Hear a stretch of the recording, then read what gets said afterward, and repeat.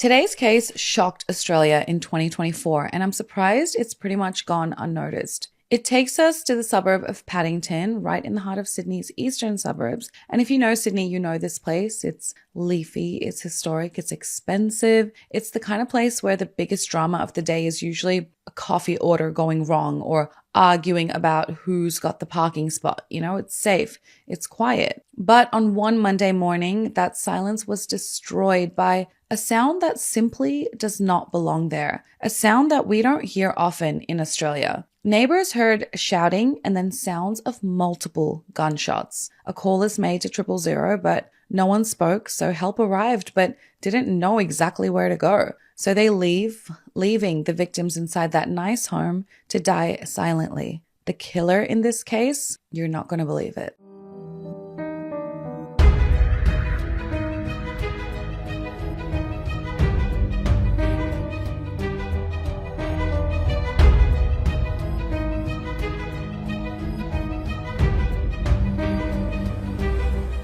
Hey everyone, and welcome back to the channel. Today we're heading down under to Sydney, Australia to talk about a case that is just so raw and so devastating, and I still can't believe it's just not talked about much. We are talking about the tragic murders of Jesse Baird and Luke Davies. At first, if you see the headlines, you might see celebrity blogger, the bodies in the surf bags, the cop killer, but the headlines don't tell you the whole story. They don't tell you about the weeks of stalking that led to this moment. They don't tell you about the bizarre cover-up that involved a white van, an angle grinder, and a cross-country manhunt. And they certainly don't tell you enough about the two incredible men whose lives were just stolen. This case deals with toxic obsession, coercive control, and honestly, it's not the usual suspects in this case. You wouldn't expect the killer to do this. Before we jump in, if you are as fascinated by the psychology behind these crimes as I am, you've definitely found the right place to join our amazing community and get new cases every single week. Please hit that subscribe button now. And seriously, hitting the like button, it's a small little click for you, but it's huge for the channel. It helps these stories get heard by more people. And for victims like Jesse and Luke, keeping their memory alive is everything. Also, if you want to get even more involved, come join us on our private Discord server. We have the most incredible conversations over there, breaking down theories and just supporting each other through life's hard moments. And if that sounds like your kind of vibe, click the join button below this video. All right, let's jump in. Before we dive into the tragedy that is this case, let's talk about the people. Let's talk about their lives. You guys know that's how I like to begin my stories because Jesse Baird and Luke Davies had, by all accounts, very, very bright lives ahead. Let's start with Jesse. Jesse Allen Baird was born on 4th September 1997 in Melbourne to his parents Helen and Gary and grew up in an area called Diamond Creek. He had one sister, Courtney, and he went to Loyola College in Watsonia and graduated in 2015. He later went to La Trobe University and got a Bachelor of Education there, majoring in drama and media. And during this time, around 2017, he moved to Brisbane because he wanted to pursue a career in TV. And that same year, he actually joined the cast of an Australian kids TV show called Totally Wild. He was the presenter alongside another called Stacey Thompson until the show ended in 2021. And I remember watching that show after school. Like, it's wild that he became the presenter. In 2019, he then became the host of a game show called Gamify, and then also a red carpet reporter on Studio 10 for a while. And if that didn't keep him busy enough, back in 2011, he became an Aussie rules football goal umpire with the Northern Football Netball League. That's a mouthful. And in 2015, he won the NFNL's Most Improved Senior Umpire Award. And when he moved to Brisbane in 2017, he joined the NEAFL Umpiring Grand Finals in 2018 and 2019. And in 2019, he was named the Goal Umpire of the Year. In 2020, he then joined the AFL list and won the Brian Pratt Medallion for Most Promising AFL Umpire in 2020 and 2021. Now, for my non-Aussie viewers, the AFL is the sport down here.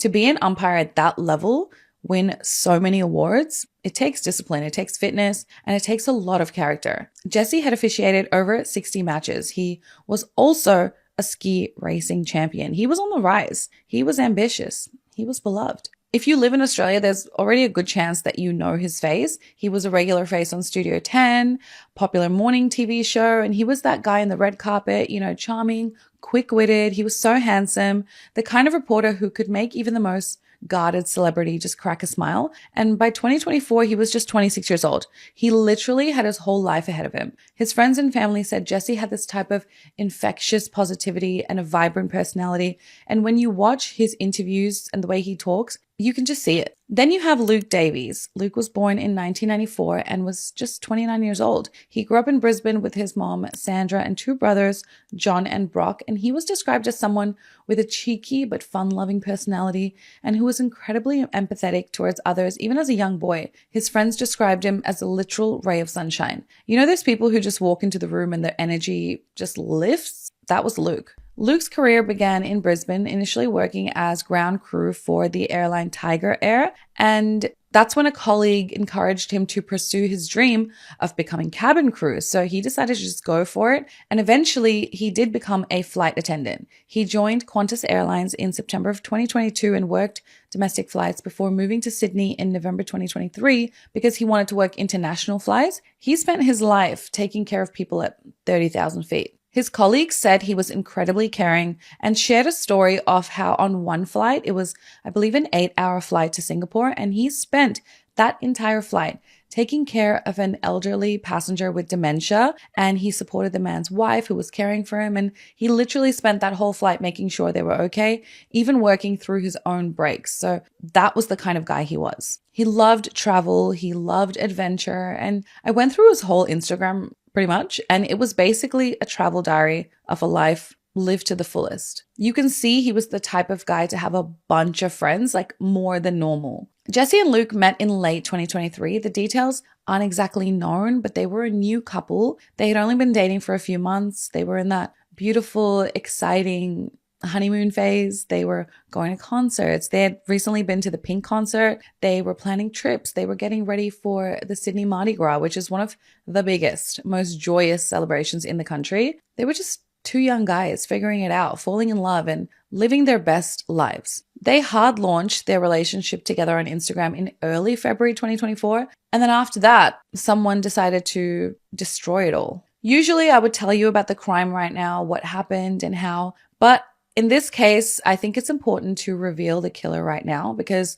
police believed that Jesse was the only target. Luke was likely just in the wrong place at the wrong time. He was there because he loved Jesse, and that loyalty, that love cost him his life. So who destroys something so beautiful? Who decides another couple's happiness is just not warranted? Enter Senior Constable Beau Lamar Condon. Yes, a police officer. Beau was born in 1994 and was 29 years old. He was the son of Colleen and Raymond, and he had a sister, Camilla, and grew up in Kirrawee, New South Wales. And when you look at his background, it's bizarre. It's honestly like reading the script of a psychological thriller. It's honestly like a movie. Before he was a police officer, Beau was an influencer. Yep. An influencer, but not your typical lifestyle vlogger. He ran a blog called That's the Tea. His entire life revolved around celebrities. He was obsessed with fame. Beau turned up in the celebrity chaser scene when he was only 16 in 2012, and that's when he began his blog That's the Tea meaning gossip. Beau dropped out of school around this time too because he just struggled with it and claimed he was bullied. He had a bad time at school. He had bad acne and felt it was embarrassing and he just couldn't deal. People believed he first got into celebrity chasing to try and impress other kids. And he actually began doing this with his sister Camilla, who was about a year or so younger than him. They would wait anywhere. Celebrities would be airports, concerts, restaurants, malls for hours and hours and hours just to spot a celebrity, get close and get a 2-second picture with them. Side note, this is just something I've never understood. So obviously growing up, I was a fan of singers, like Usher, Beyonce, Britney Spears, but I was never obsessed with them. Like, I don't know if it's because my parents would never let me go to a concert or meet and greet. Like, it was never an option. So I never got my hopes up or got excited enough to care to meet a celebrity. But one time I did go with my friend to the city, and then Kim Kardashian was doing something for a phone company, I think. And then we were there and we were like, oh my God, let's go and see her. And Kim actually grabbed my camera to take a picture, but another girl like slapped her hand away and then she ended up just like moving along because it started to get too aggressive and violent. But after that, I was like, all this waiting, these crowds, the pushing, the shoving, the yelling, all for a moment with a celebrity, a celeb that truly doesn't even care about you or even acknowledge you. Like, it's wild. Like, why would anyone do that? And like, I didn't even get super excited. I was just like, oh, okay, it's Kim. That's not what I expected her to look like. You know, this was years ago. And then even just recently, like I believe yesterday or maybe the day before, Hailey Bieber has come down because Road is launching in Mecca in Sydney. And like the people that just follow her from the airport, she's coming, and there are people just like stalking behind her. And it was funny because I knew I was going to be doing this case today. And I'm like, that's literally what Bo was like. Like, people are literally following Hailey and she's not even acknowledging them. She's kind of just so awkward. Like, her security is just kind of pushing her and people are getting close to her and then taking pictures of her. But then the pictures of her are just like looking straight and they're smiling at the camera. And I'm like, aren't you embarrassed to post that? But for some people like Bo, it's worth it. The long hours, the what if, I guess it's the rush that does it for them, like the chance of getting close to that celebrity. There are photos all over the internet of Bo posing with A-listers like Taylor Swift, Lady Gaga, Miley Cyrus, Harry Styles. And there's one photo, the most recent one, I think, actually with Kourtney Kardashian and Travis Barker. And the way he got the photo was literally by stalking them in his car. And in the photo, Kourtney literally looks so pissed. She clearly does not want to be in the photo, but Bo has this like big grin on his face. Like, I would be so embarrassed after the fact. Like, when I look at the photo and see the look of hate on Kourtney's face, I would never share it. But he wasn't just a fan of these celebrities. He would go to these extreme lengths to get these photos. He would sneak into events. He would wait for hours. He would buy expensive tickets he couldn't even afford. His most famous celeb encounter was with Lady Gaga, and this happened during her 2014, I think, Fame tour to Australia. Bo always claimed he was straight growing up, but during this concert, he threw a note on stage, which, lucky for him, Lady Gaga picked up and she read out loud at the concert. The note thanked Gaga for giving him the confidence to tell his parents that he was gay, and in the note it said, "Gaga, you're not just my idol, but literally my savior." And then Bo was then invited backstage to meet his idol after the show. And his mom was okay with him coming out like that, but his dad, Raymond, had become really upset, and then they eventually became estranged by this. He lived his life for the validation of being near power and status. He had photos of him on private jets with luxury bags. Like, one pic is with this huge Hermes Birkin, and assuming it's real, like, how could he afford that? His coworkers would question how he was living this lavish life on Instagram on a junior police officer's salary. He drove a Mercedes. He traveled a lot. He had so many designer handbags. Many people just assumed, maybe he had a rich boyfriend. So this leads us into how he became a police officer. So his actual dream was to one day maybe work for MTV, become a celeb reporter, work the red carpets. And he would often travel to LA. He even went to the 2015 Golden Globe Awards. He got invited. Don't ask me how. I have so many questions. But one thing he would do was go on Twitter and he would talk about his blog, add the photos of celeb encounters, talk about celeb drama. And he would actually report on Twitter that he had a collab with an Australian newspaper. But it turned out he was just making all of these accounts and websites up and then like talking to himself through different websites, acting like he was going somewhere, like his blog was going to blow up. But it was all just him behind all these accounts. So apparently then one of the actual celebrity photographers he met at the Golden Globes suggested he get some real careers, behind him and then pursue his celeb chasing on the side, I guess. So that's when he decided to become a police officer. So in 2018, Bo joined the New South Wales Police Force. When he became a police officer, he gained a lot more confidence in himself. His appearance even changed. Like, he used to be pretty scrawny and he gained some significant muscle and would say things like, "Oh no, I'm over the celeb scene. I've grown up, I'm the police now." But he would always go back to it. It was like he was addicted to the celebs. Psychologically, him joining the police force is pretty fascinating and terrifying because he went from chasing power to actually holding some type of power. He traded his camera for a badge, a taser, and a gun, but the obsession didn't go away. It just shifted. Friends who spent time with Beau saw him with boyfriends or guys he was seeing and would say that they saw this obsessive part of him really early on. He would just meet a guy and then begin talking about that guy all the time, a guy he just met. Former lovers would say he was also very, very intense with them and wanted a lot out of the relationship when there wasn't even a relationship to begin with. Beau and Jessie Baird never dated. They had spent some time together, but it was brief, and it was an on and off relationship that had ended in late 2023. And a friend of Jessie's named Corey said that they had more of a friends with benefits type of relationship, and Beau had allegedly told Jessie that he was getting, feelings for him, but Jessie said, that's not what he wanted, as he had just gotten out of a serious relationship. Jessie told Beau that he was not going to develop feelings for Beau anytime soon because Jessie was clear he was seeing other people. And then Jessie finally ended his relationship with Beau, friendship, when he posted videos to Instagram of Jessie falsely suggesting that they were actually a couple, but Beau couldn't let it go. Jessie was a celebrity of his own in Australia. Beau had literally hit the jackpot. So Beau engaged in a campaign of predatory behavior. Friends of Jessie have spoken about stalking, about Beau breaking into Jessie's house, about him using his police status to intimidate or keep tabs on Jessie. In August 2023, Jessie made a frantic call to his friend Corey and told him he was followed home by a cop car. He told him, Corey, last night, this morning, I had the feeling that someone is standing over me at the edge of my bed, watching me. And when I woke up, they stole my phone and wallet, and then I bolted after them in Paddington. And I'm not actually sure if that happened. I think it more shows the fear Jessie had of Beau. And this is textbook coercive control. When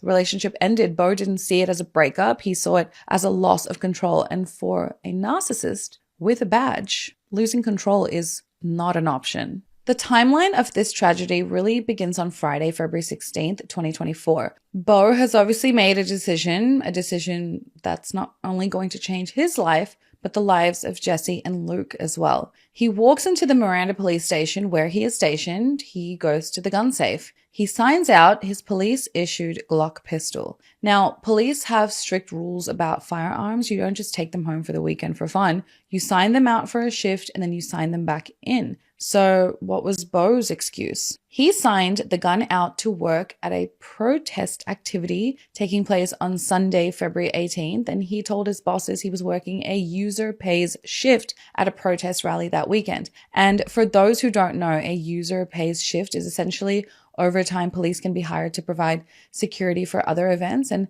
it's not clear if he actually worked at any event that weekend. Authorities believe there was no shift for him. He never worked that protest. It was a lie, a calculated, verifiable lie, and he took that gun fully loaded and he took it home. He sat with that weapon that weekend. Police allege this proves premeditation. He didn't snap in the heat of the moment. He procured the murder weapon on Friday. He had 72 hours to think about it, 72 hours to turn back, 72 hours to put the gun away, but he didn't. Jessie and Luke had attended a Mardi Gras party on that Saturday night, and then they both went back to Jessie's home for the weekend. It's now Monday morning, February 19th, 2024. Jessie is at his $1,300 a week rented home in Paddington. Luke is there with him. A home you would think is pretty secure, We don't know exactly how, but Beau entered the house that morning. Did he knock? Did he use a key he'd stolen? Did he break in?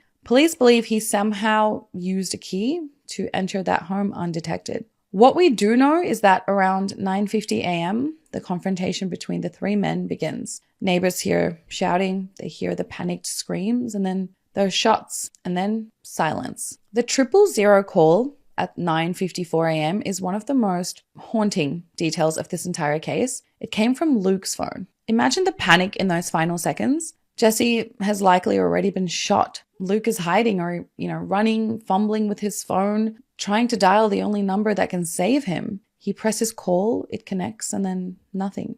Was the phone snatched from his hand? Was he shot mid-dial? The police arrived, but they didn't know which house the call came from, so they just circled the block, but then they left. If they had entered that house, then maybe they would have found them. Maybe they would have caught her red-handed. Maybe they would have been able to call an ambulance and save Luke and Jessie, but they didn't. and that gave Bo a head start. For the next 24 hours, Jesse and Luke's friends started to worry because they weren't replying to texts. Jesse posted a photo of him and Luke at the Pink concert on February 18th, and apart from that, Jesse seemed active online, but Luke was supposed to fly to Perth on Wednesday, but he didn't make the flight. So while this is happening, Bo was busy, and I mean busy. This man didn't panic and run. He went into full cleanup mode. On the evening of Monday the 19th, hours after the murders, Bo goes to Sydney Airport. He walks into a rental agency and hires a white Toyota Hi-Ace van, and this van would become the center of the investigation. He goes shopping,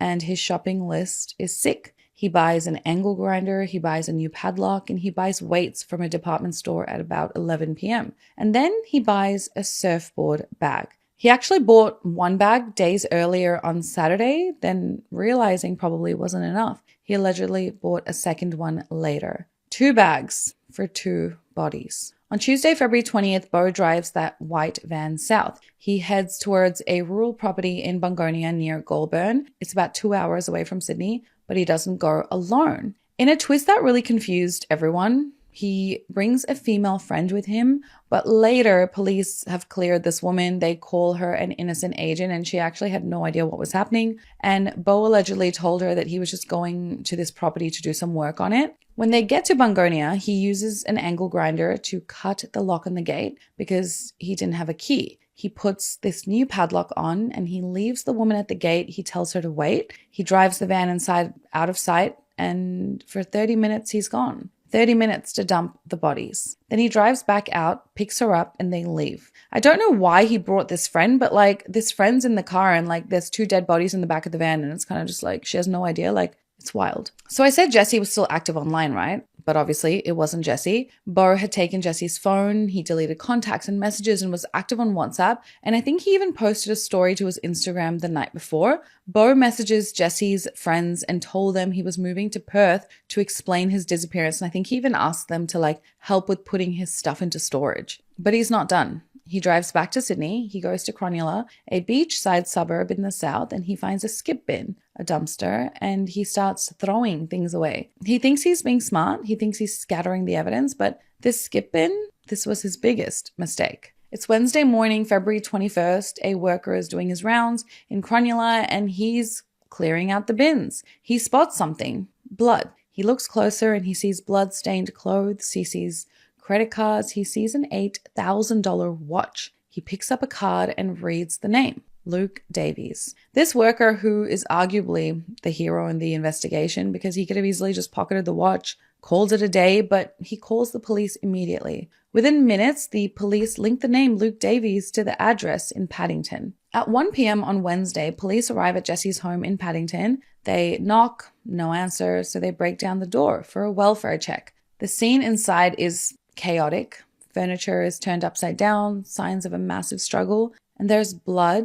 What they say is there's a significant amount of blood, but no bodies. However, on the floor, forensic teams find the smoking gun, literally, but they find a bullet casing, and then they run the ballistics, and the system gets a hit. It's not a ghost gun. It's not a black market weapon because, we don't have guns here, but it matches a service pistol checked out to Senior Constable Bo Lamar Condon. The police realize instantly, oh shit, one of our own did this, and he is on the run. They check his work roster. He hadn't shown up for days. They check the gun registry. The gun hasn't been returned, or it might have been returned with missing rounds, reports say, but the link either way was made, and then the manhunt begins. Meanwhile, on Thursday, February 22nd, Bo returns to the home in Bungonia at 4:30 a.m. and then drives to Newcastle, where he asked another friend he knew for a high-pressure hose to wash out his van. Can you imagine there like standing, chatting with your friend, but he's actually using your hose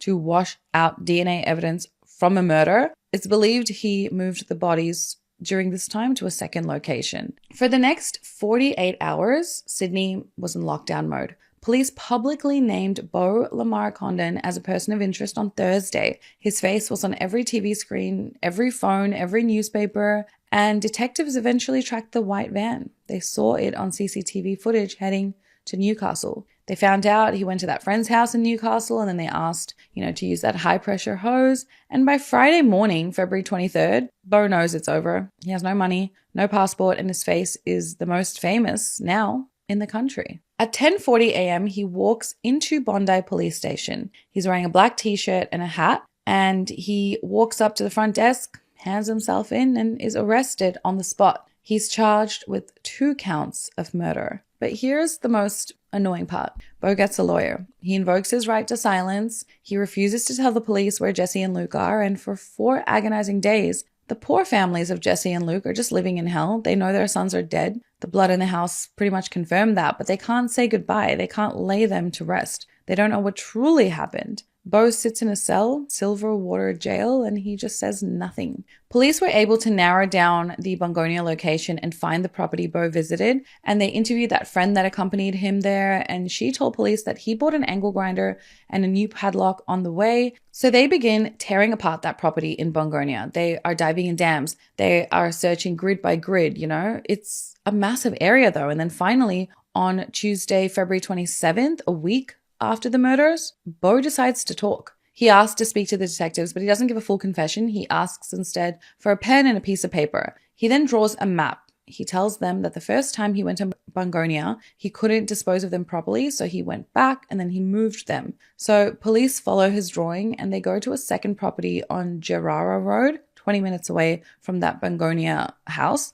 And then they go to a specific fence line on the property near the entrance, and there, hidden under rocks and debris, they find 2 surfboard bags. Inside those 2 surfboard bags, they find Jesse and Luke. It was the news that everyone was waiting for, but the news that no one wanted to hear. The discovery happened just days before the Sydney Mardi Gras parade, and usually this is a time of pure joy for Sydney, but in 2024, a shadow really hung over the entire city, and the organizers of Mardi Gras uninvited essentially the New South Wales police from marching because the community was so angry, they were grieving and they felt so betrayed. And eventually, I think a compromise was reached because the police did want to attend the Mardi Gras. They wanted to march, and I believe they did march out of uniform in solidarity. But, a lot of the New South Wales police force is of the LGBTQ plus community. So they just felt like it was such a tough situation for them to be in. Beau is currently behind bars, and in court appearances, things have been really volatile. He has pleaded not guilty to the murders. However,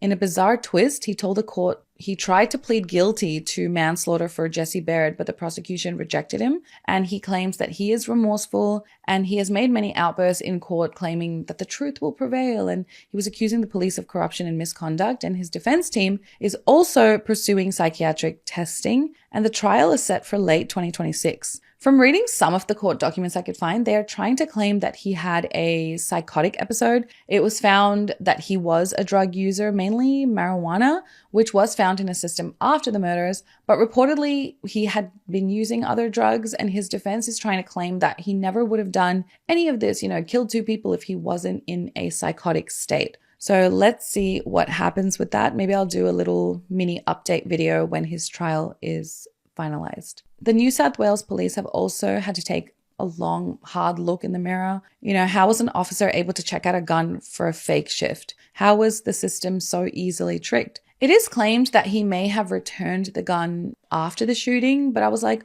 what do you mean he maybe returned the gun? He either did or he didn't, right? But reports are saying that he returned the gun to Balmain Police Station and then back to Miranda Police Station by Wednesday. And, that's still days later and unacceptable.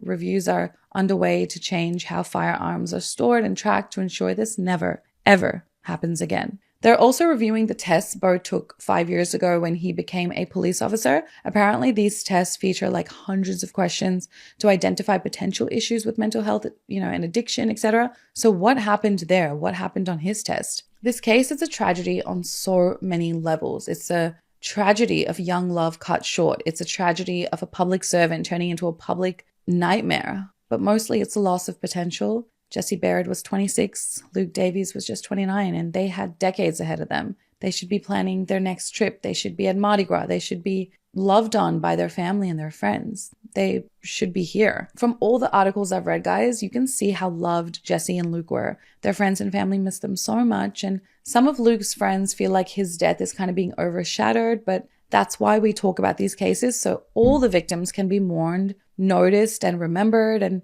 this case was a little wild because, it takes hours to research these cases and you almost feel like you get to know the victims a little bit. Seeing how much they were like us, seeing them hang out with their friends, posting pics on Instagram, like it's just so normal. And then when you envision what they went through, they were literally just at home and then some guy breaks in with a gun nonetheless. Like we don't expect guns here in Australia. So I can only imagine their fear. Jesse, knowing he was going to die at the hands of a man he probably already feared, and Luke dying at the hands of a stranger for absolutely no reason. I want to know what you guys think. Do you think the police force missed the red flags with Beau? We know about the celebrity obsession, the stalking allegations. Should that have been looked into? Should he ever have been given a badge? And what do you make of his not guilty plea and the outburst in court? Like, is it just another desperate attempt to control the narrative, like act like you're going through something? Let me know your thoughts in the comments down below, guys. I really appreciate you guys sticking with me through these cases. I know they are tough. And if you found this deep dive important, please give this video a big thumbs up. Make sure you hit subscribe. It really helps us keep telling these stories and advocating for victims. Most importantly, look out for your friends. If you see signs of control or obsession by anyone they know, speak up. You might be the one to break that silence. Until next time, guys, look out for each other, and I will see you in next week's video. Besitos. Mwah. Bye.